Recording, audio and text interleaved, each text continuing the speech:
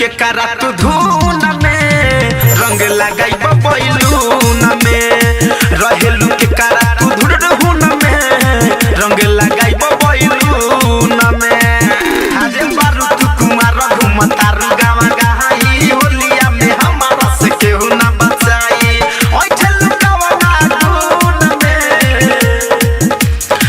रहेलू के करा तू धून में रंग लगाई बैलून में रहेलू के करा तू धून में रंग लगाई बैलून में।